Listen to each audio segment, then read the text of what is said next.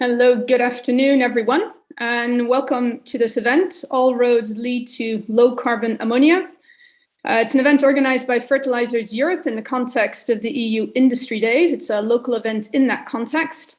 And if you are wishing to tweet or post about this event, the hashtag you should be using is EU Industry Week. My name is Sonja van Rensen. I'm the editor-in-chief of Energy Monitor, a new data-led website dedicated to the energy transition that was launched about 18 months ago. And my job today is to get you through all of our excellent speakers and make sure we have a good 45 minutes or so for discussion left at the end. So that's the plan. And that's an early plea to our speakers to please stick to your agreed times. I don't want to have to interrupt you. What are we here to talk about today? We want to talk about the decarbonization of ammonia production and specifically how that might look across different regions in Europe. And ammonia, in this case, we're thinking low carbon ammonia, both as a building block of low carbon fertilizers, but also a potential low carbon or zero carbon maritime fuel. And the idea is therefore to talk a bit about or to look at the different possibilities out there. So we want to see what's possible with renewable ammonia. So that would be ammonia made ultimately from renewable electricity via the production of renewable hydrogen, and also low carbon ammonia. So that would be ammonia made from hydrogen produced from natural gas, principally with carbon capture and storage. And depending on what region you find yourself in, it could very feasibly also be hydrogen produced from nuclear power. So as one particular input to today's discussion, I'd like to point all of you towards a new study commissioned by Fertilizers Europe that's come out today. So have a look for it on their website, which is an analysis of the different hydrogen decarbonization options out there for the industry. And a calculation of what that translates into in terms of overall emission reduction potential for ammonia production over the next decade, so for 2030. And we can touch on that in the discussion.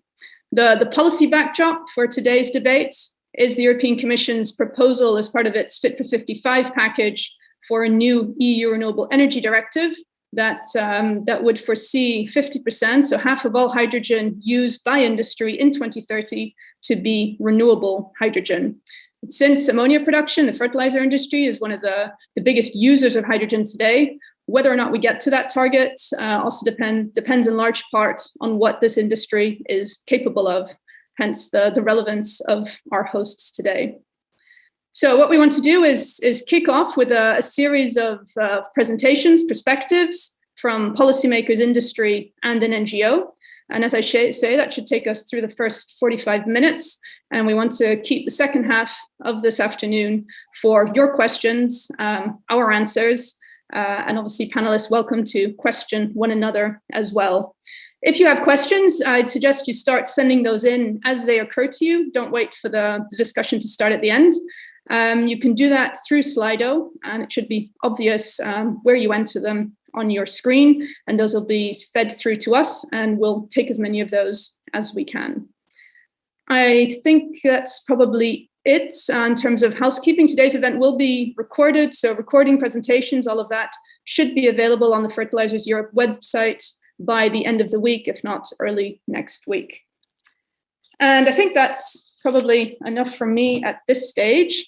So I'd like to hand over then to our first speaker. So as I said, we're first going to get the policy perspective, and we've got two speakers in this first bit. And first up, I'd like to welcome Peter Handley, a long-standing member of the European Commission, who's here today as head of unit at DG GROW, responsible for energy-intensive industries and raw materials. Peter, go ahead, please. Thank you very much indeed, Sonja. And you can see I'm sitting in front of the banner for the European hydrogen. So I just want to make one link point to Industry Days, because this is actually a late event for the Industry Days that we held earlier in February, and where there were sessions on each of the industrial ecosystems. And in fact, the tourism session was to launch the results of co-creation work on a transition pathway for the tourism ecosystem. For my part, I was chairing a session on the transition pathway for the energy intensive industry ecosystem, which of course includes the fertilizers sector. And the message I was passing there, I will pass to you today, which is that we're really waiting for industry to engage with us and help to build this transition pathway on how we can translate European policy objectives for 2030 and 2050 into a real roadmap for how to get from where we are today to where we need to be in terms of greening the economy, digitalizing the economy, and becoming more resilient. So we're going to be working through the high-level group on energy intensive industries with industry, with social partners, with civil society to develop the transition pathway. But it's also possible if an individual sector wants to do its own plug-in transition pathway, following the model that's being developed by the Industrial Forum, they are very welcome to do so. The chemical sector is doing precisely that. Second remark before I get onto the slides. This has been quite a turbulent period for the fertilizer sector. Last year, very high energy and electricity prices pushed some of the European fertilizer companies into quite difficult situations. And today, of all days, when we have the deputy chairman of the Russian Security Council threatening to double the price of gas sold to Europe, it's really a good time to be thinking about our strategic dependencies towards Russia when it comes to fertilizers or fertilizer feedstocks. So that's a message I would clearly think is very timely. And indeed, yesterday evening, the Commission published its latest assessment of strategic dependencies in the European economy, and that includes a deep dive into raw materials, but also into chemicals, and some fertilizer feedstocks feature in there. So that's a more political message for today. Now, if you could kindly move on to the first slide, please. I think, Sonia, you already alluded to this. We actually do have a strategy. We have the hydrogen strategy from July 2020, which talks about our ambitious goal of ramping up green and clean hydrogen in the European economy. We're at a relatively low level of renewable hydrogen today, and we want to ramp that up quite aggressively by 2025 and 2030 and beyond. So it's got a contribution in many sectors, whether it's e-mobility, whether it's in shipping, but the one that's of interest to me particularly is the application of clean hydrogen in various hard-to-abate industrial sectors, such as the fertilizers sector. Next slide, please. Because some sectors, like steel, whatever, they will be using electrification, but not every hard-to-abate sector can use direct electrification. So that's where there can be a role for direct application of hydrogen, and storage of hydrogen, and ammonia is a very good form for doing that, of course. And we see the need to shift away from natural gas, as I've said in my previous remarks. And just a few moments ago, we heard Chancellor Scholz of Germany saying you'd be surprised at how quickly we intend to shift into hydrogen away from natural gas. Next slide, please. So today it's mostly what we call grey hydrogen, hydrogen produced from gas and coal. And what we need to do is get away from that model, which is very high in greenhouse gas emissions, and shift towards a combination of green, renewable hydrogen. And where that cannot be sufficient to create the market in the early years, we will need some so-called blue hydrogen, which is using the gas technology, but with carbon capture and storage attached. And there are some, not necessarily all, who see a role for nuclear energy as a provider of clean hydrogen. The key challenge is going to be to create an upscaling of the market in Europe and to bring down the cost so it becomes more of a competitive technology. But we do have the advantage that we are still world leader in many of the leading front-end applications in the hydrogen value chain. Next slide, please. So I've talked about market creation, upscaling. There's also the regulatory issue. Do we have all the rules in place, and are those rules clear? There's another slide on that which will follow.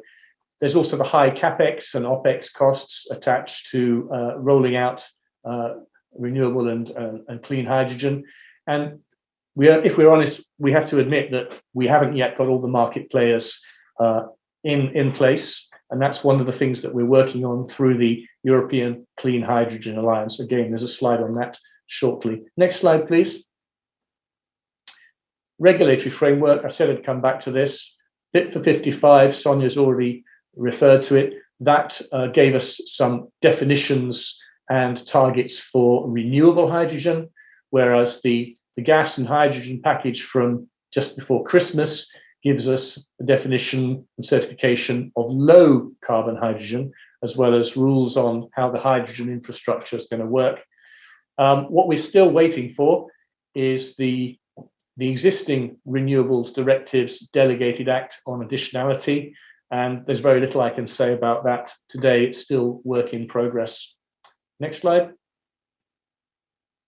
So we've already identified various pots of public money that could be used to de-risk investments, but like all of the clean technologies, we really expect the private investors and companies themselves to be investing in their own future. So public sector is there at European and national levels to help where necessary, and we will bring European banks like the European Investment Bank and the Bank for Reconstruction and Development in to help us make it all happen. We have produced last year for the first Hydrogen Forum of the year a compass which shows all the different European funds that are available and how to access them. And where we had the information, we also provided information on national funding programs as well. Next slide. So the Hydrogen Alliance, created at the same time as the Hydrogen Strategy in July 2020. It's now got over 1,700 members. It's got a working method, a half a dozen roundtables, meeting and thrashing out various issues. It's been a very, very useful process. And last November, we used the occasion of the second Hydrogen Forum of the year to publish the project pipeline put together by members of the Alliance. We received over 1,000 projects, and we sifted through those and published a list of 750 projects, which is now on a searchable database for investors that wish to find projects. It's on a searchable database on the DG Grow website. And in those projects, I've identified 30 which are about green ammonia and other fertilizer-related projects. And these projects are in 12 member states plus Norway. And there are multiple projects in some member states and just one or two in others. Next slide. The project pipeline includes basic details about what the different projects are and where they are and which part of the value chain. We are working with the European Investment Bank to try and set up a process for providing advisory and market development services to bring in a group of projects around a particular theme to help these things find investors. There's also an IPCEI process, Important Projects of Common European Interest, where there will be a wave of public-private partnership packages. At the moment, two packages have been pre-notified to the Commission, one about enabling technologies and the other about the first industrial applications. Altogether, over 400 projects were submitted, and in the first two packages, there were a total of, I think, just over 100 projects submitted, all of which have to be gone through individually. Now, according to my information, there's about a dozen projects in those first two IPCIs relating to hydrogen. So it's well positioned. On the other hand, the Innovation Fund, I did a search yesterday with colleagues from DG Klima. I see no green ammonia, green hydrogen projects in either the large scale or small scale approved projects. And I'm wondering why that is. Next slide. One thing we set up as a result of the master plan put together on energy intensive industries was to develop a database, but an analytical tool with the help of our colleagues in the Joint Research Centre, where all the energy intensive industries in Europe are mapped and where all the energy and infrastructure related to energy can be plotted, so we can see where things are today and where they might need to be tomorrow. So it's a tool to help guide investment planning. And I asked the colleagues at JRC just to show me where are all the fertilizer applications facilities in Europe, and they're the yellow triangles, fairly evenly distributed, as you can see. And I said, show me where there are the projects in the European Clean Hydrogen Alliance project pipeline. And what you can see, you'll need to look at it more closely, but you can see that in some parts, there's a lot of fertilizer facilities and a lot of hydrogen projects, particularly in the Iberian Peninsula, or indeed in the south of France. But what's interesting is if you look further to the Central and Eastern Europe, which also have lots of fertilizer facilities, there's much less coming down the road in terms of clean hydrogen projects. Again, the question is, why is that? Is it a problem of investment? Is it a problem of infrastructure? I think that's a useful project, a useful subject of discussion for today. And I think I'll end my introductory remarks at that point. Thank you very much. Thank you very much for that, Peter. A very helpful overview too of all these resources at people's disposal. And I think two very interesting questions you raised, which I hope we could tackle in the discussion. One, that the Innovation Fund doesn't appear to have any clean ammonia, or even you said clean hydrogen projects in it. And indeed, there don't appear to be very many or any clean hydrogen projects in Central and Eastern Europe, although we do have a big fertilizer industry there. And I presume clean... Sorry, one correction. The Innovation Fund has no projects in the fertilizers field. So there's quite a few clean hydrogen projects, but nothing that's specific to the fertilizer sector. And same for Central and Eastern Europe, specifically for fertilizers. And clean here, I guess, is clean in, so that covers both renewable, low carbon, full the broader definition. Yeah, okay. And thank you too, for setting out, of course, the bigger context of today, and obviously everything that's going on with Russia has implications for gas. And if we were to, or I guess the extent to which we pin our hopes on low carbon ammonia, low carbon hydrogen ultimately derived from natural gas going forward, are obviously affected too by the availability of that natural gas ultimately as feedstock. So something I think that indeed needs to be taken into consideration. Thank you very much for that. A reminder to send in your questions as they occur to you, and we'll save them up for Peter when he rejoins us in a moment for the panel discussion. Thank you. Our second speaker in this first part on policy then, another Peter Binhak, energy attaché at the Czech permanent representation to the EU, and the Czech Republic, of course, gearing up to take on the rotating EU presidency come July.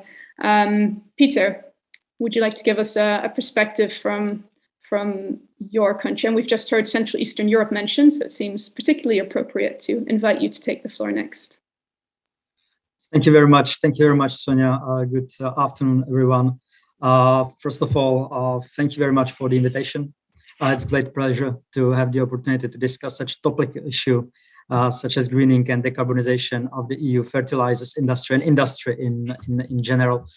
For Czech Republic, this is a very important topic. We are a very industrialized country, and seeing this map is not fulfilling me with warm thoughts, I would say. And we need to discuss further why is that, as Peter already mentioned. In general, to start with, what I would like to give you, a perspective from discussions we are having about the Renewable Energy Directive, and also with regard to the let's say perspective of member state who is embedded in the middle of the EU, also landlocked, and it's not really blessed with a lot of renewable energy potential. So in general, to start with our general position, it's needless to say that we fully support new GHG target proposed under the Fit for 55. We also fully subscribe to the overall renewable energy targets, 40%. We fully agree that the best way forward is to have binding EU target with member states' contributions based on their respective potential and starting points. So this is a reasonable approach for us, and we are very glad that we can start discussion from this point. However, we see a number of issues, I would say, with the renewable energy recast proposal, directive proposal, and one of them is the structure of the sub-targets. It's not only about the overall target and let's say the target for different sectors such as industry, transport, heating and cooling, but also for specific technologies, because we are not certain that this approach is the most cost-effective in case we would like to reach our decarbonization target, 55%, which is quite ambitious in our view, and also with regard to the current framework being discussed and agreed just 3 years ago. It's significant increase in ambition, which needs to be reflected also with regard to the flexibility member states can use to comply with the target. So we see some flexibilities in the proposal in general by the Commission. There are some alternative measures which can be applied, but from our point of view, this margin for flexibility of member states is not sufficient, and flexibility from our perspective should be in the very heart of the proposal and of course the final framework. To be more specific with regard to the industry and chemical industry as well, Article 22A on greening and integration of renewables in the industry. There are two different targets: 1.1 percentage point annual increase in consumption of renewable energy, both in energy and non-energy uses. This, however, it looks like a small number, low level of ambition. We need to take into account not only the challenge it means in terms of let's say volumes, in terms of energy volumes, but also in terms of structure of the industry. So not all industries have the same consumption patterns, and therefore the target is not equal for industries nor for member states. A similar story with 50% RFMBO's target for industry use of hydrogen. Of course, this discounts the production of transport fuels, but still this target is very unevenly impacting the let's say effort member states will need to put into compliance with this target. To be more specific, with the Czech Republic, we are a very industrialized country, as I already mentioned. Around 30% of GDP is industry. In case of Czech Republic, around 4% is the share of chemical industry on the GDP. So you see that it's quite significant, and this poses certain challenge when it comes to the sector-specific or technology-specific targets. To speak in volumes, in Czech Republic, the overall consumption of hydrogen today, basically 100% of it, gray hydrogen, is 100,000 tons. Ammonia production is 40,000 tons. So basically, looking at the target, it means 20,000 tons of RFMBOs should be produced and consumed in Czech Republic by 2030. I intentionally said also produced, although Peter also mentioned that we are building a hydrogen market, internal energy market with hydrogen, and also in hydrogen strategy tabled by the Commission 2 years ago already. The important element will be also imports of green hydrogen. But what does it take to comply with this target? We certainly need a couple of elements to be put in place before we can start talking targets, especially binding targets, because what I forget to mention, that both these targets I mentioned are binding ones, which is also very challenging for many member states, I would say. So what we need to put in place? Certainly we need to put in place sufficient production of renewable electricity. That's not only for the production of hydrogen, but also for general goal of electrification, which was also mentioned. And we see how challenging this can be, especially when we are looking how our neighbors Germany are doing on this tremendous challenge, and we see it's not very easy to switch from coal, nuclear, or other fossil fuels to renewable electricity, and this poses certain challenge. And now we are talking about increasing electrification, about increasing consumption of renewable electricity in general, including other sectors than just industrial one. And also we are talking about, harder to abate industrial sectors. Well, electrification is not the technological solution we can use. So for the production of RFMBOs, we will need a completely new scale of renewable electricity production. So this is one precondition we need to put in place in order to be able to comply with the target. And we are still talking in a 2030 horizon, which is less than a decade from now. Second element would be definitely the framework for RFMBOs certification. So what does it mean, RFMBO? What's the requirement for the production? What needs to be the compliance?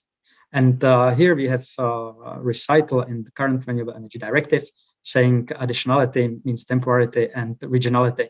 So these two criteria should be better described and explained. What does it mean for the production of RFMBOs in the expected, and I would say long-awaited delegated act on additionality? I will stop a little bit in here because it's very important for us, and especially the issue of these two principles I just mentioned, regionality and temporality, will play a key role. It will be very important to have some sort of flexibility and not to be too strict with these two principles, because if we are applying very strict principles for certification of renewable hydrogen since the very beginning, it's very difficult to see from our perspective fast uptake of the hydrogen market and also the compliance with the 2030 targets. So basically, the more ambitious we will be with these two criteria, the less likely we will be able to comply with the target. I don't think that at this point I'm talking only about the perspective of the Czech Republic, but probably EU level. And the third element I would like to mention as well is the internal market. It's very important for the Czech Republic. It's very important for the European Commission. Their understanding that's basically why we're eagerly waiting for the decarbonization package presented by Commission in December last year. We are really looking forward to make the internal market with hydrogen work. And for us, it's important to create stable, predictable framework which will enable investments in building this market.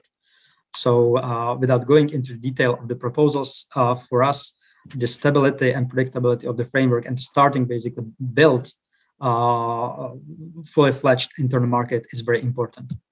Now I will get to the point, why is that important? And back to the additionality principles, from the perspective of Czech Republic. The Commission is saying basically that by 2030, there'll be no full-fledged internal market with hydrogen. So for the compliance with 2030 targets, it's our perception that it will need to be solved basically in place. So production, transport, consumption with let's say embedded systems. So hydrogen volleys will probably the way how the hydrogen market will start. And this is basically, from our perspective, also the way how the compliance with 2030 targets should be ensured. And now back to the basically very basics of the delegated act, and that's the application of the criteria, additionality and temporality. In case we'll be restricted to, let's say, bidding zone or member state for the placement of hydrogen production and also renewable energy production, then it will be very difficult with the load factor we are having in Czech Republic for both solar and offshore wind. Basically, this will not enable us to build a sufficient portfolio of renewable electricity that will enable us to produce sufficient volumes of renewable hydrogen to comply with the target.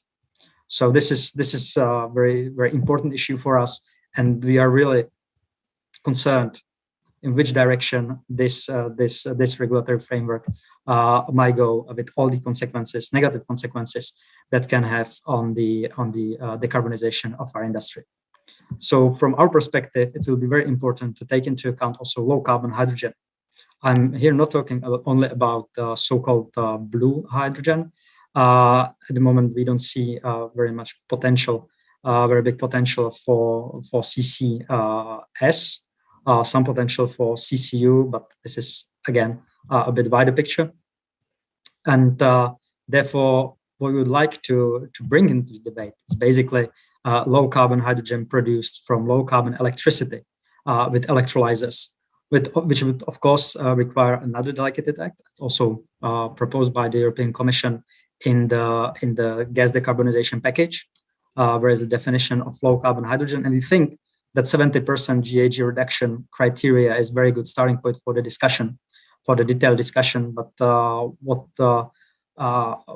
what maybe a rationalized debate a little bit is to put the delegated act together with delegated act on the criteria for the RFMBOs.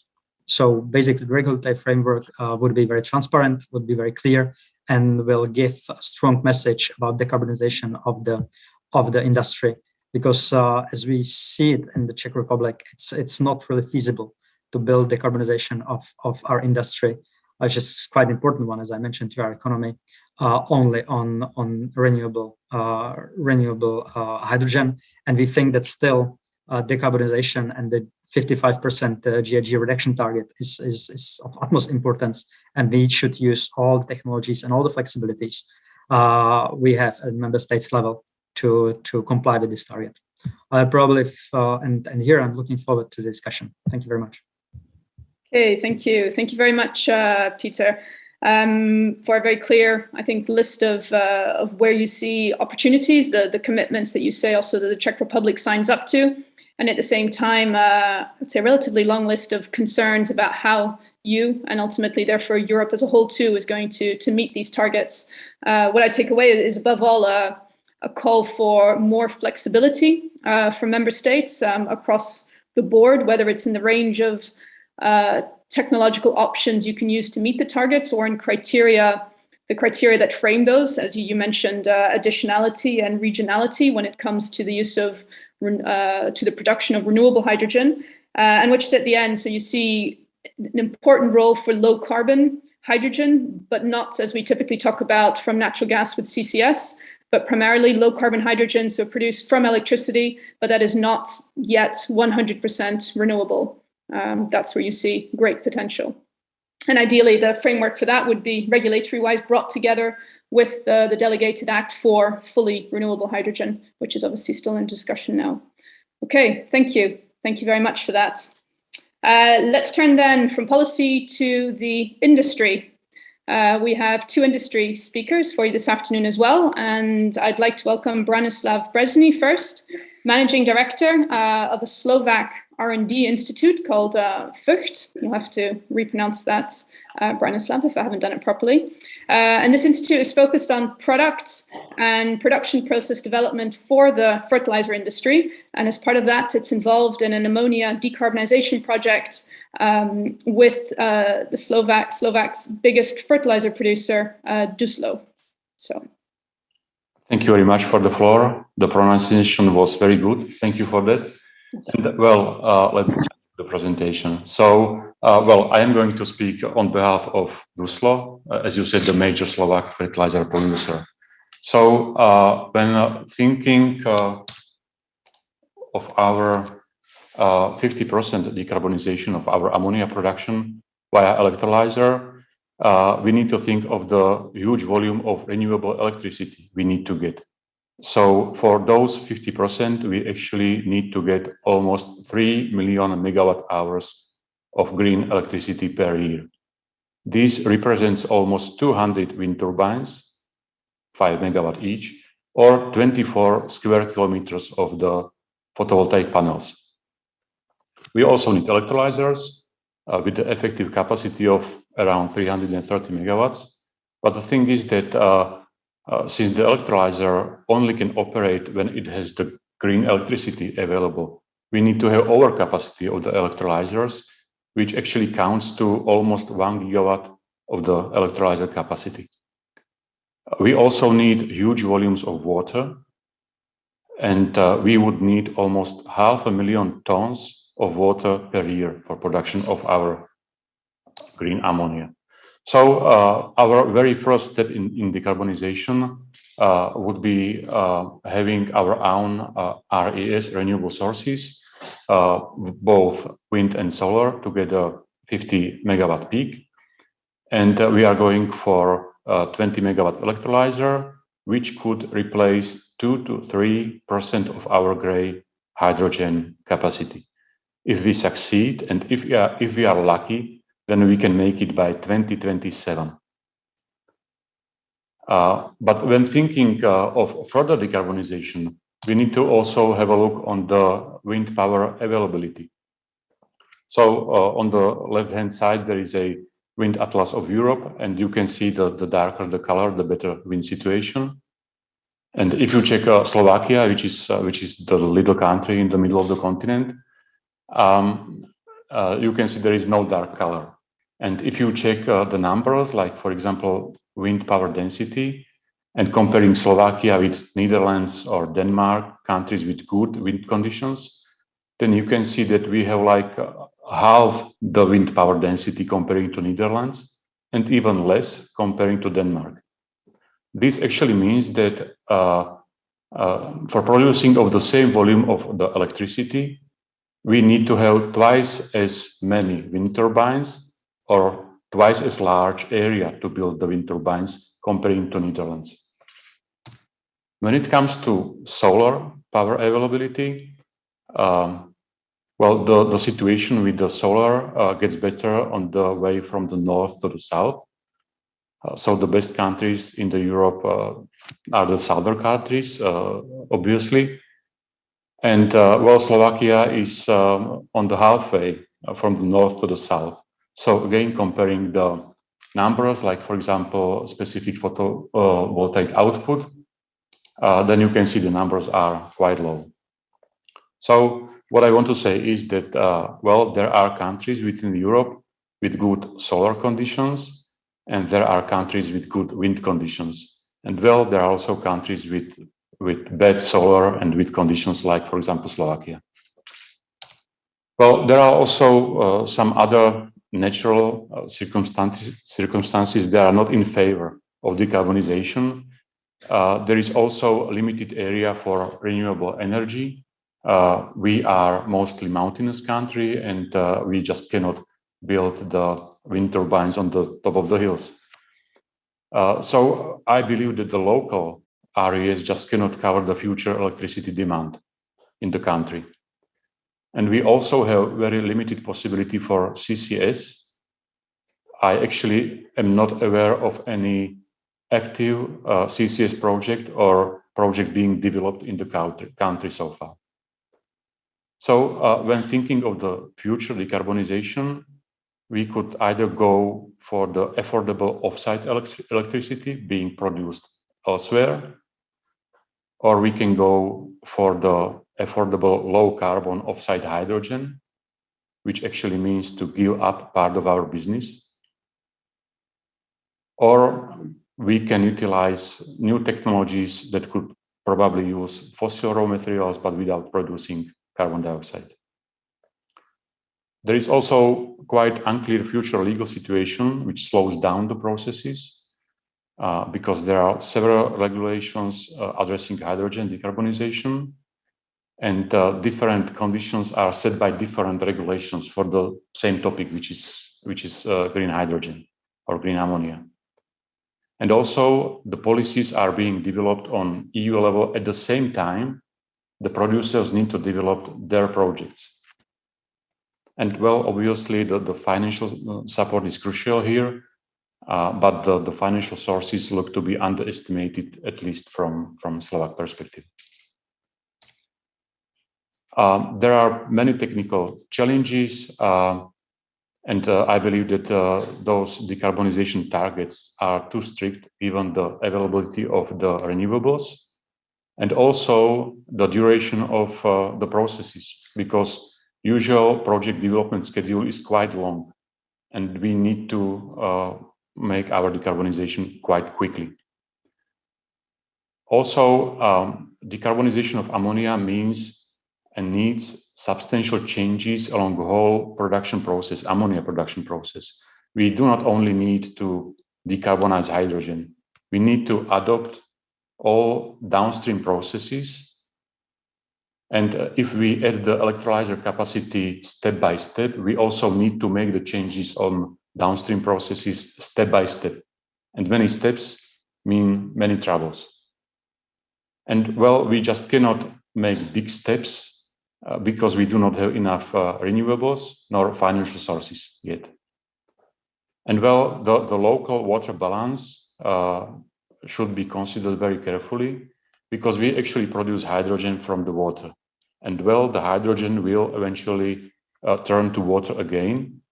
But in case of fertilizers, we actually move hydrogen to future water from the place of production to long distances, very often to different countries. So we move the water from place of production to different countries, which will affect the water balance, local water balance. Well, when coming to my conclusions, well, yes, we can decarbonize nitrogen fertilizers production, but the low carbon process will not be more energy efficient than the conventional. And the green transition will take time because, well, turning 50% of hydrogen into green by 2030 is highly unlikely from my perspective. And well, the decarbonization based on local renewables and local CCS will not work for some countries, definitely not for Slovakia. We need to have clear and sensible regulation. And well, we need to consider all consequences of green transition. And I will end up by saying that we fertilizer producers, we know our carbon footprint and we are aware of our climate responsibility. But a deep and critical consideration of all aspects of decarbonization, this is also being responsible. Thank you very much. Okay, thank you. Thank you very much for that. Not a very cheering presentation, but perhaps, I guess, a realistic one. And thank you for I guess listing and just underpinning, you know, doing the maths on what would be required. Maybe if there's one figure I take away, correct me if I'm wrong, but you said at the beginning you could replace 2 to 3% of the grey hydrogen you currently use with renewable hydrogen by 2030. That's obviously 2 to 3% versus the 50% that's as an average across Europe is being proposed. Is that correct? This is when you rely on the local production of renewables. Yeah. Okay. Well, I think it raises lots of questions that we will turn to in the debate. Thank you very much for that. Welcome.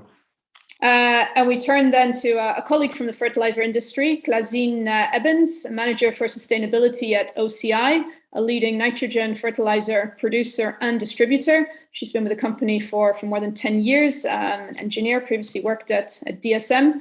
Klazine, what kind of options do you see going forward? Yes, thank you. Oh, I'm sorry. I need to do this correct. I don't see myself anymore. Okay, we can see you. Not yet your presentation, but it's coming. No, because that's... There it is. It's there now. You see my presentation? Yeah, we do. Can you see it? Yeah. Okay. Give me a second, sorry. Yes, I'm there. Okay, perfect. Yes, hello. As said, Klazine Ebbens. I work for OCI Nitrogen. OCI Nitrogen is a ammonia fertilizer and melamine producer in the south of the Netherlands.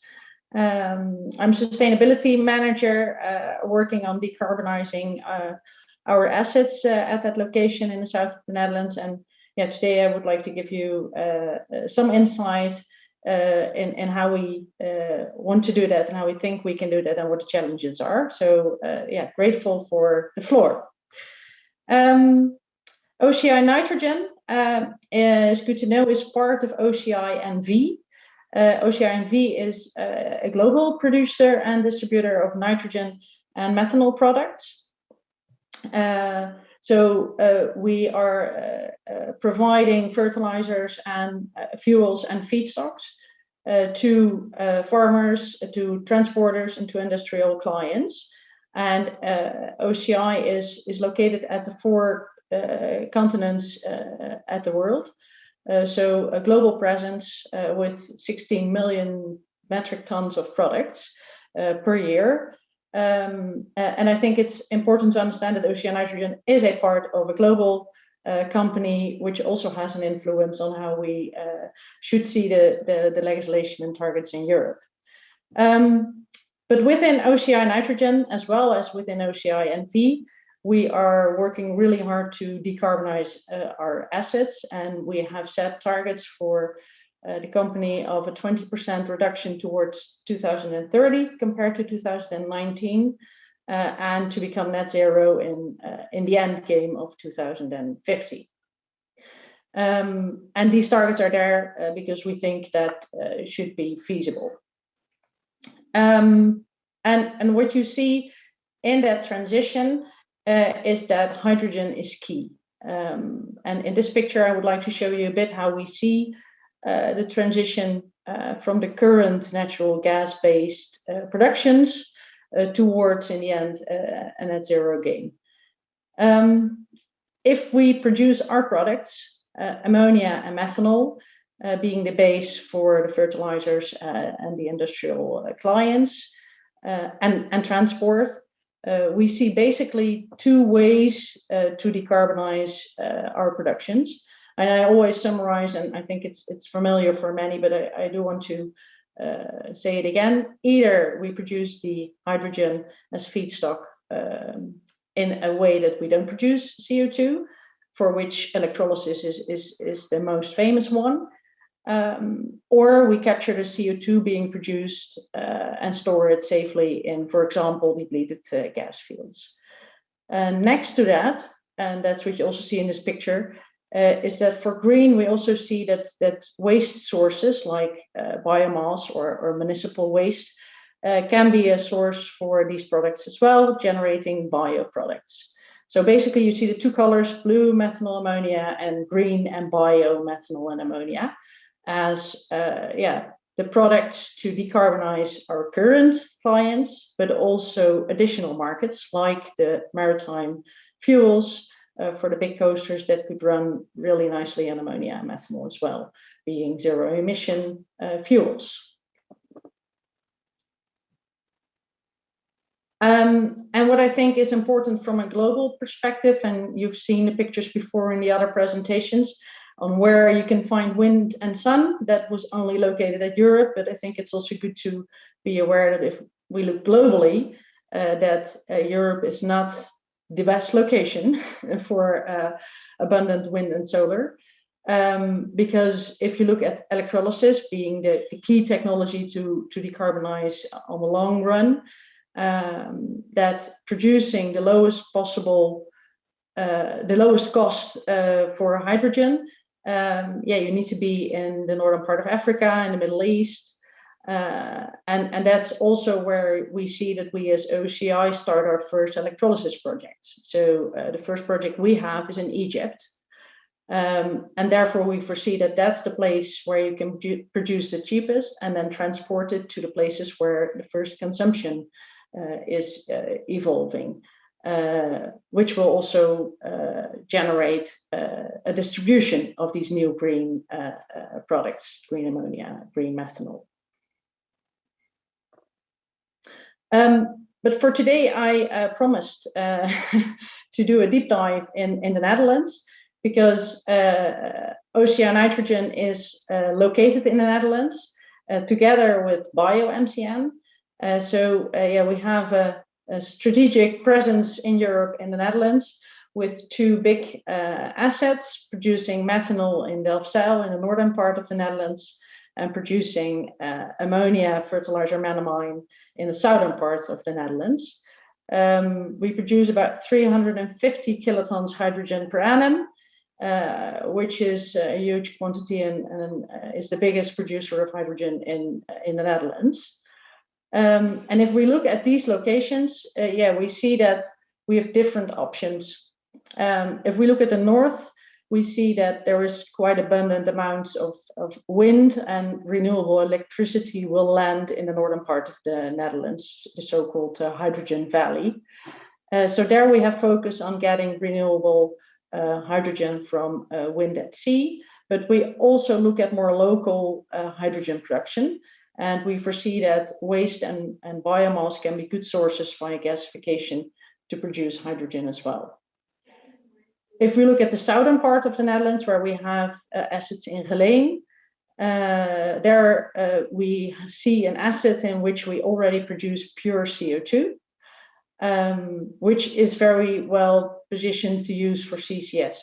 And if we look at the Netherlands, there is large-scale CCS under development, because under the North Sea, there are depleted gas fields emptied in the past decades, which are ready to use for CCS. So for the southern location, we're looking at transporting the CO2 to the coast by barge or pipeline and combined with other emitters in large-scale CCS projects. But also there, on a local basis, we see that bio and circular hydrogen is also an option. And last but not least, as I showed you from the global picture, we could also import the gray molecules, ammonia or hydrogen, via Rotterdam, because there we have a terminal. So those are the options we foresee for the Netherlands. And what you see in this picture is that the Netherlands is supportive for these developments by a hydrogen backbone. The yellow lines in this picture are now natural gas pipelines, and the government is supporting to transform these to a Dutch hydrogen backbone, in which green, blue biomolecules can be inserted, and producers and consumers of hydrogen can find each other. And as said before, what we also see in the Netherlands is that big projects for CCS are under development. They are leaving from the coast, where projects like Porthos and Aramis are targeting gas fields that are emptied. And for example, Porthos is a project that should be producing, or should be storing, I have to say, in 2024. So the kickoff of this CCS deployment is already quite close. So in the Netherlands, good support for development of blue and green, also supported by European subsidies and supports. But what we see on the other hand is that if we look at the Netherlands, we do have a strong tension between the so-called 50% target under the European legislation to make hydrogen renewable, because despite all the efforts, despite the wind parks that we are planning to build in the North Sea, we see that we cannot meet the demand, we cannot meet the target of 50%. And that's an analysis that's been done in the Netherlands, showing in this picture. One of the challenges is that the current assets are running continuously, and that the electrolyzer capabilities always have to deal with this, that they don't run continuously but intermittent. And the question is 30%, 40%, but it's not 100%. And another downside is that in this target, there is not the flexibility, for example, to import products. So it all has to be locally made. And for a little country like the Netherlands, having a big hydrogen production, also for us, it's challenging, and I would say not feasible to reach this target in 2030. I'm going to have to ask you to wrap up. I'm there. So what I wanted to bring to the table here is, that if you deep dive in the locations, each location has its own specific mix of ideal technologies, depending on the availability of renewables, infrastructure, and on the local situation. There are already support schemes to support blue and green. but we see that new targets like the 50% renewable target is not in line with this, and is making it hard in specific situations to reach these targets. So I would like to plead for technology neutral targets with more flexibility and have especially a look at imports as well. Thank you. Okay, thank you very much. And I think a clear summary at the end with some echoes of what we heard from the second Peter before, a plea for more flexibility on various levels, in this case to different decarbonization pathways and specifically also to imports. And I think you gave a nice or a very clear overview of how the options differ per location, even within a single country. What makes sense in the north of the Netherlands is not the same as what makes sense in the south. So thank you for that. That takes us then to our final speaker, concludes the industry perspectives, and we move on then to an NGO perspective.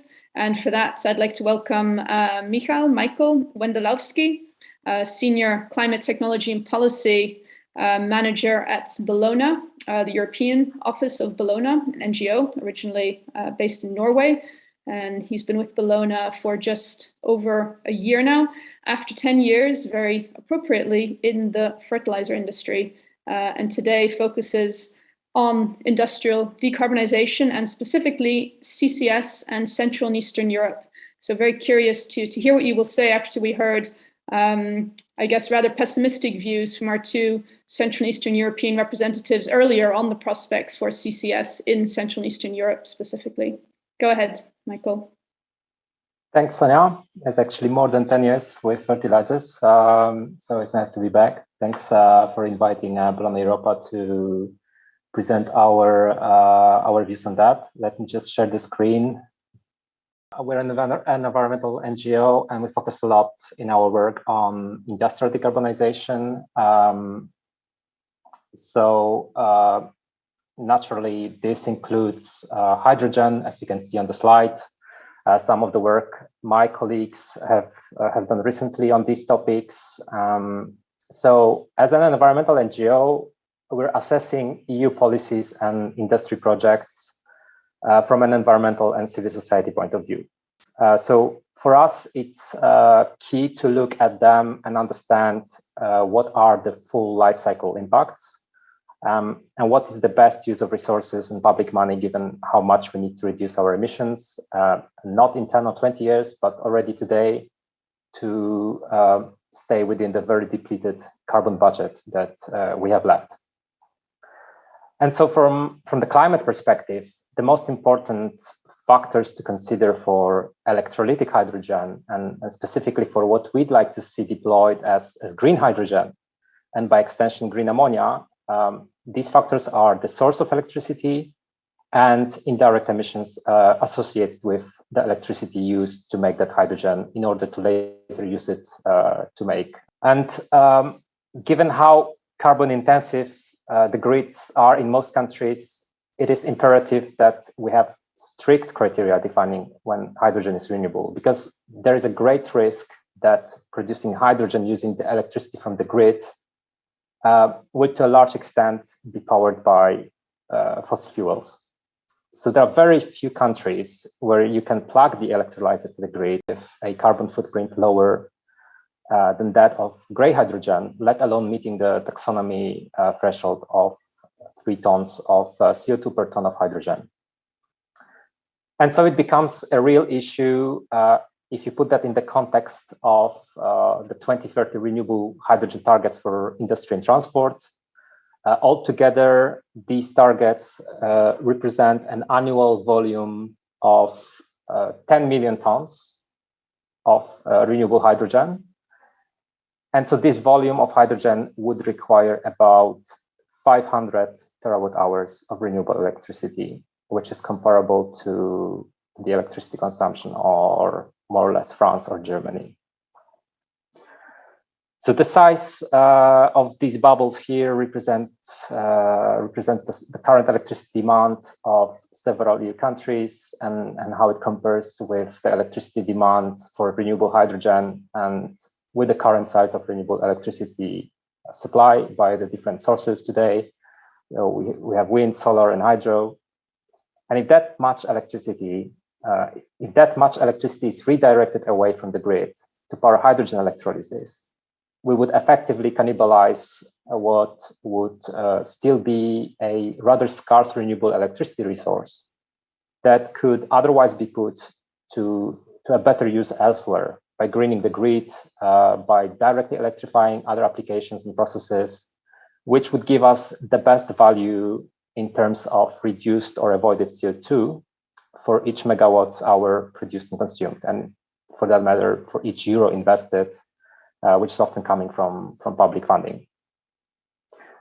So there's another risk as well, diverting the equivalent of a big country electricity consumption to hydrogen sector, when most scenarios predict increasing demand for electricity in other sectors, is very likely to drive the price of electricity up.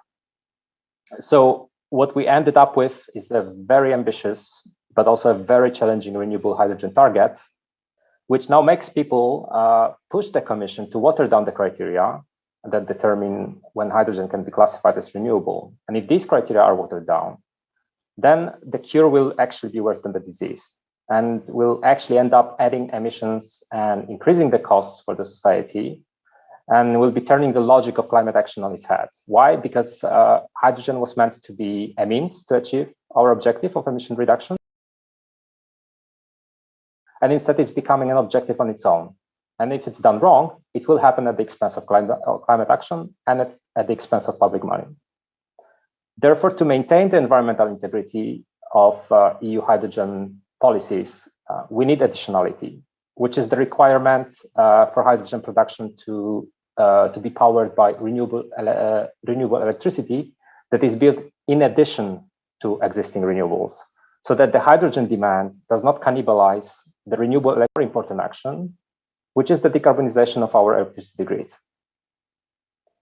And now, regarding blue hydrogen, it's worth mentioning that the EU taxonomy threshold for hydrogen production is not exclusive to electrolytic hydrogen. So it is possible to make blue hydrogen that also meets the taxonomy threshold, provided that methane emissions from the supply of natural gas are minimal. The electricity that the capture installation is using to compress and separate the CO2 is not too carbon intensive. And finally, the CO2 capture rate in the hydrogen producing installation is high. So this could be a meaningful option that can be deployed in addition to green electrolytic hydrogen, especially in those countries where making electrolytic hydrogen is more carbon intensive than making blue hydrogen or even gray hydrogen in some cases. But hydrogen and by extension ammonia are not the only sectors that can benefit from CCS. For industries like cement or lime, CCS is the only viable option to continue operating in a net zero world, as it allows reducing those last mile emissions that cannot be reduced in any other way. So there is a role for CCS in decarbonization strategies for other sectors too, like steel, waste to energy, direct air capture, or bio-CCS. And when it's done the right way, it can provide large scale and rapid emission reduction, which is key for our depleting carbon budget. But deploying CCS is not easy. To start with, CCS needs to be given a more prominent place in EU and national climate strategies to send a signal to industrial emitters and investors that investing in CCS will not result in stranded assets. There are often regulatory roadblocks to be lifted, but really the key for CCS deployment is the transport and storage infrastructure. This is something that goes beyond the capacities of single companies. And there's an important role for governments to step up and coordinate the efforts, dedicate funding, and help connect the emitters and the industrial clusters to an open access cross-border CO2 infrastructure. And as an example of Bellona's involvement in this, we're currently preparing CCS deployment maps, roadmaps for our partners, or together with our partners in 11 Central and Eastern European countries, We have also announced a call for action to governments in Belgium, the Netherlands, and Northern Germany to cooperate and deploy CO2 infrastructure to help decarbonize heavy industry in these countries. We're also about to launch a campaign that aims at including different transport modalities into the 10T legislation, which regulates what type of cross-border transport infrastructure is eligible for EU funding. So if there are any stakeholders in our audience today who are interested in deploying CCS projects, please get in touch and we'll see whether we can help you make this happen. So very quickly, let me leave this as my sort of parting shots. We need a new additional renewables for hydrogen to be truly renewable and beneficial for our climate action. There is a role for blue hydrogen, for blue ammonia and CCS in a low carbon economy. And all this is underpinned by the need to deploy infrastructure, whether it's renewables, hydrogen, CO2 infrastructure, or ammonia for that matter. So with that, I will stop. Thank you. Thank you very much for that, Michael, and also for looping back to, you say you do see a role for blue hydrogen and CCS also in Central and Eastern Europe, which has set us up nicely for some discussion. We've had a number of questions come in from the floor as well in the meantime, so we'll try and take as many of those as we can. Before we do so, we wanted to ask everyone with us this afternoon a question, and we'll leave it open for a while for you to answer whilst we get going in our discussion. And the question is, which do you think is the most important driver for the ammonia industry to decarbonize its production? Is it funding? Is it the regulatory framework? Openness to or support for different technological options? Green electricity, enough of it, well priced? Or finally, the demand side, creating market incentives, market uptake for low carbon ammonia products. So we propose you have a think, and we'll get those results in just a moment. As I said, we've had a bunch of questions come in, and I wanted to come back maybe first to our first Peter Handley first. There was a comment, just a comment for your information on the Innovation Fund. Someone said the problem, or one of the problems, is that electrolyzer technology is not recognized as an innovation, at least not alkaline or PEM electrolyzers, and connecting electrolysis to an existing ammonia plant is also not something that requires disruptive change. So that the person suggesting that's perhaps one reason why we haven't seen more projects in the Innovation Fund connecting electrolysis to fertilizer production. And then one question to you, Peter, maybe picking up on what just think who it was who said it, to what Branislav said, and also a little bit what other Peter said, that the fact that I guess so that this 50% green hydrogen, or asking of different member states, is unevenly spread across Europe. It's going to be more difficult for some than for others. Is that something you've taken into account? And when we hear that the example of Düsseldorf, that they're looking at least with local renewable production, just a 2 to 3% replacement of grey hydrogen in 2030, is there anything that you as Commission can propose or can support to help companies and countries that are going to be in a more difficult position than others? Well, the key thing is the Commission made its best efforts to put together a balanced proposal on this, and now it's over to the co-legislators to tweak it in a way that they wish, and we'll be there to help sort of facilitate the process, as always is the case in co-decision.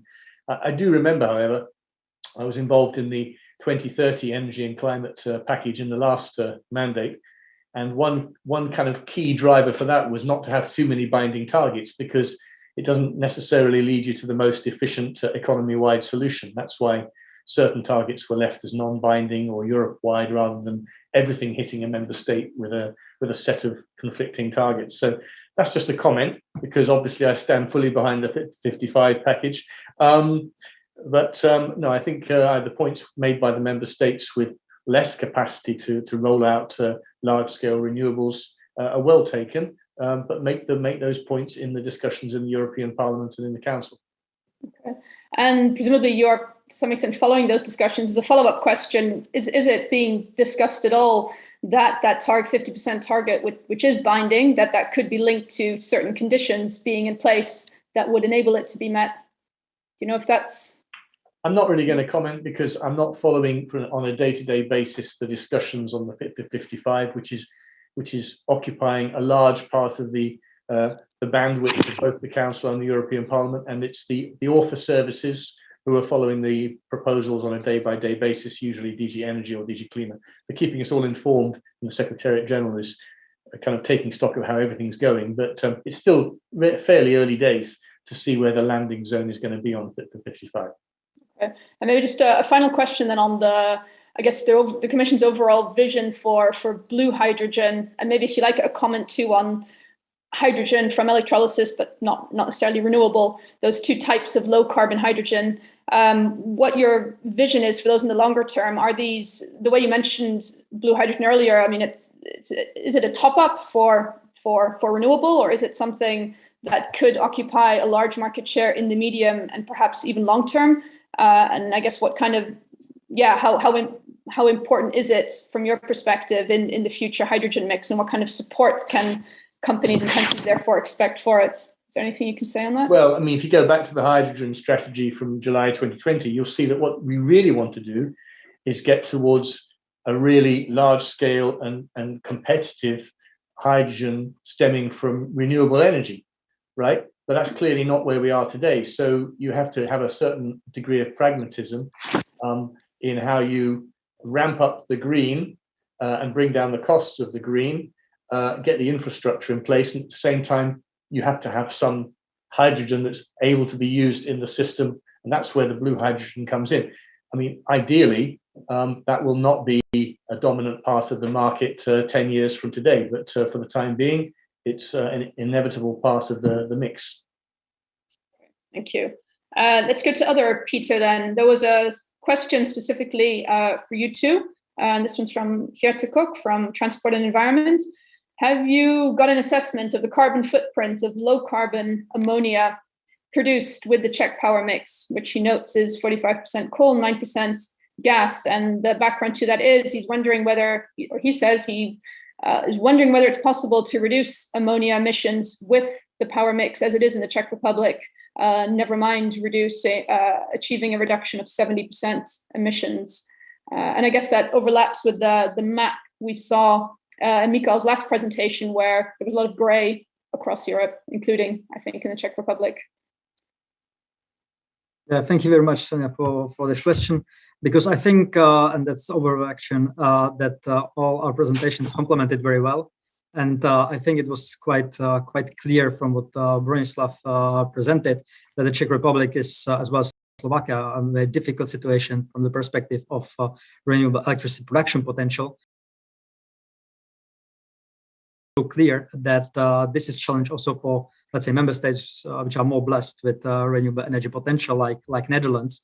And still, Netherlands is basically a global company with a global production chain, and still planning to rely on imports because the production on site will not be sufficient, and still the low carbon hydrogen will have its role. So I fully agree that at the moment our electricity mix is not to be used with production using the production of electricity we are having, but certainly there are measures that you can adapt basically to reach the 70% reduction of emissions. So for instance, some sort of combination, and now I'm not talking about, let's say, direct connection, direct line to nuclear power plant, which is also kind of option. But in general, if you are talking about a grid connection, then you still have can impose the obligation on the electrolyzer and production side to have PPA signed with renewable electricity production, not only within the bidding zone, but possibly also cross-border. We have the Institute of Cross-Border Renewable Electricity Projects or Energy Projects. So this is something that's the flexibility we are looking for. Of course, we are not saying that with numbers that Michal presented. we will be able to reach the decarbonization target. But certainly we are looking for different solutions and flexibilities provided by the internal market. And that's why we supported all the time internal market, the build-up of the internal market, that the disadvantaged member states, landlocked, can access cheap renewable electricity from offshore wind, for instance, or solar in Southern Europe. So we are not advocating for production from grid electricity as it is at the moment. We are counting on, let's say, flexibility measures that will enable to decrease the CO2 footprint of the electricity used for low carbon hydrogen production, as well as counting on connecting more and more renewable and low carbon sources to the grid overall. So this is the way forward. What we are saying is that basically with strict additionality criteria, we are not able to produce on site in Czech Republic sufficient volumes of green hydrogen, and taking into account that there is no internal market by 2030, so no hydrogen backbone European-wide, we will not be able to import either. So what's the solution for us? In case the strict criteria adopted, there's no internal market, including infrastructure for green hydrogen, not sufficient volumes, then we are, since the beginning, basically looking at potential infringement by 2030, because we will certainly not be able to participate actively on decarbonization of our energy-intensive industries. Okay, thank you. Maybe a good moment to raise the study I mentioned at the very beginning, which you can find on Fertilizer Europe's website today. So that suggests that this industry as a whole can reduce emissions by 13 to 19% over the next decade.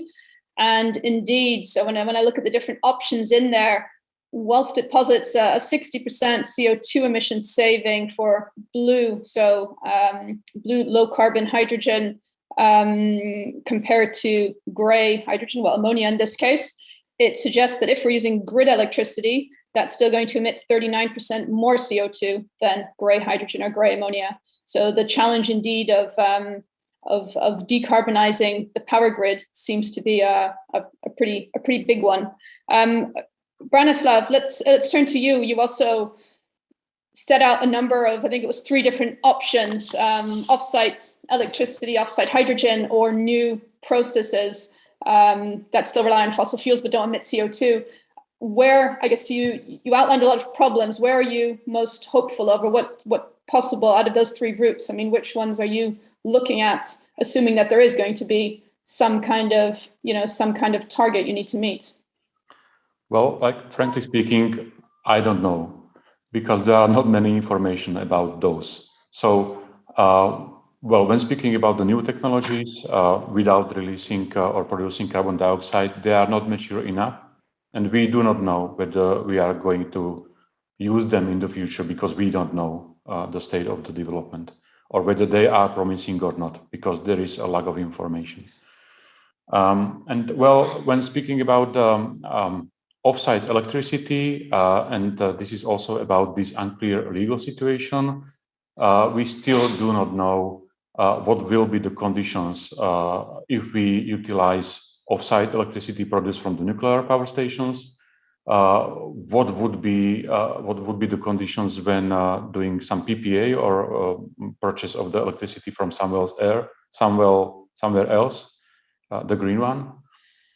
And when thinking of import of the hydrogen, we need to keep in mind that it's very difficult to transport hydrogen, not only via lorries, which is discussed quite often, but also via pipelines. There are many technical problems, but mostly it is very energy demanding again.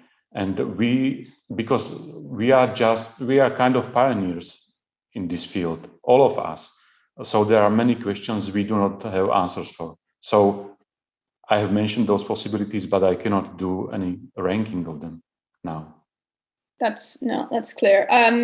Let's go to Klazine in a moment, but first, can we see the results to that question we just put up a little while ago? Let's see what others think is the most important driver. The demand side clearly coming out there as the #1 driver for ammonia to decarbonize. I guess all this is going to cost something, and there are many people out there wondering how much are fertilizer customers to prepare to pay for a low carbon fertilizer, or shipping fleets for a low carbon fuel? So thank you for that. Obviously, panelists are welcome to comment on that if you want. Second question, and we'll do this one right away, and once again, give you a moment to think. Based on what we're discussing here, and I realize having just ended on Branislav's rather pessimistic note, the numbers may be in the low range. What do you think is a realistic emission reduction target for the ammonia industry for 2030, considering all of the options out there? And I did mention that today's new study suggests 13 to 90%, but it's not the only study out there. There's one that's not that old, a year or two ago, which went up to 40%. So there's plenty of options for you to choose from. So we're curious to know what you think. 30% seems to be emerging as the top option. Any of the speakers, you want to comment on this? I don't know whether you have a view. Yeah, I recognize that the fertilizer industry has already done a lot on nitric laughing gas emissions. Yeah, I think that's often forgotten. And then I would say we have a target for 20%. So, but that's compared to 2019. So that translates, I think, into a roughly 30 to 40%. So it's I think we need to take into account that our industry already did a big chunk. We never get recognition for that, but that makes the next step. As you've heard in the different stories, ambitious when it has to be another 50% only based on one technology. Mm-hmm. There was a question to you, actually, Klazine, which was about the 50% RFNBO target. It's from Bastien Bonnet-Cantayube, asking or saying it's a consumption rather than production-based target. So if you were importing the requirements is renewable hydrogen, wouldn't that count? Couldn't you count that since it's consumption rather than production-based? If import is allowed, then that is correct. But as I understood in the delegated act as it is proposed, imports are not allowed. Peter Handley, can you clarify? No, I'm afraid I can't really comment on that, just because I'm not close enough to the file to be able to give you a good answer. Okay, so that's one to... If you would, and that's my point, imports now not included, and renewable hydrogen from electrolysis will be cheapest in areas predominantly outside of Europe or in the south of Europe, and many countries in Europe will not be positioned well to produce this at low cost. Mm-hmm. And indeed, then you produce hydrogen, and probably you'll need to transport it as ammonia, but because it's far more efficient. But that could replace either the production locally by hydrogen or replace the ammonia. So that's maybe one to double check then. So imports, so within Europe, you can move things around, but imports from outside Europe, according to your understanding, are not currently allowed. So that would be, yeah, okay. And there was another question to you about the Dutch hydrogen backbone. And is that looking at transporting a blend of natural gas and hydrogen in the short term, and then transitioning to hydrogen only in the long term, or what's the plan for that? Yeah, no, we are lucky to have an extensive natural gas network with multiple pipelines, and the Netherlands is targeting to transform one of the lines fully to hydrogen. So there will be a dedicated hydrogen backbone connecting producers and consumers of hydrogen molecules at least 90% hydrogen concentration. But specifics are not in detail already, but it's not about mixing into the natural gas, the current natural gas grid. It's separate. It's a dedicated hydrogen backbone. Okay, so it's not blending, but converting the pipelines to carry pure hydrogen. Yeah, from consumers to producers. The other way around, from producers to consumers. Yeah. Okay, perfect. And perhaps let me see. I think we've taken most of the questions that came in. If anyone has final questions, now is the moment to submit them. There was one question which I'm trying to find about the Haber-Bosch process and whether that can run on intermittent renewables. Perhaps one for Branislav, if not you, Klazine. Can Haber-Bosch run 24? Does it need to run 24/7, or can it be ramped up and down? It actually cannot. It's a very steady process, which needs to be operated in the continuous way, and it's very sensitive to any changes of the performance. So this is one of the technical issues we need to solve: how to handle, for example, renewables as a very volatile source of the energy with such a stable and steady and rigid process like Haber-Bosch's.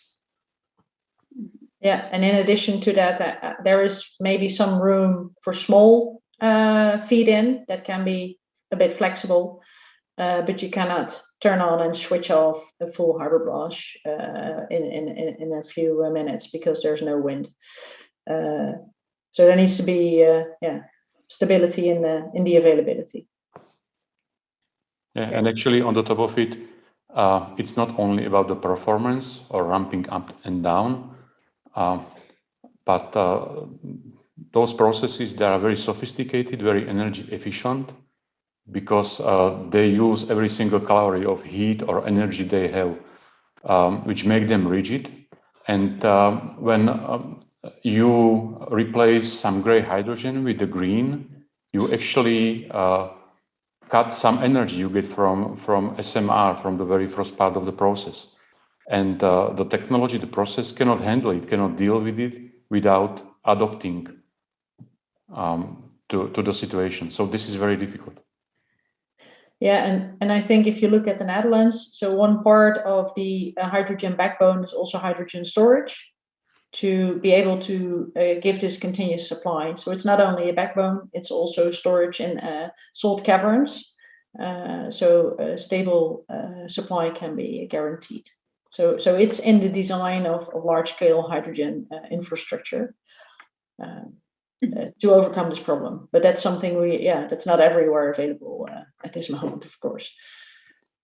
Michael, could we go back to you just in the final moments? There was one more question I wondered whether you could answer, since you spoke about the case for renewable hydrogen, and the question is, what's such a situation regarding funding renewable energy that will be used to produce green hydrogen?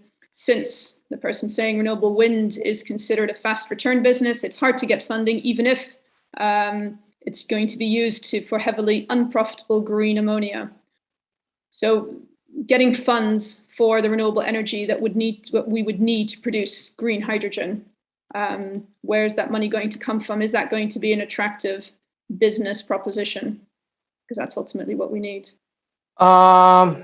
Actually, I'm gonna very shamefully avoid this question. I'm not sure where.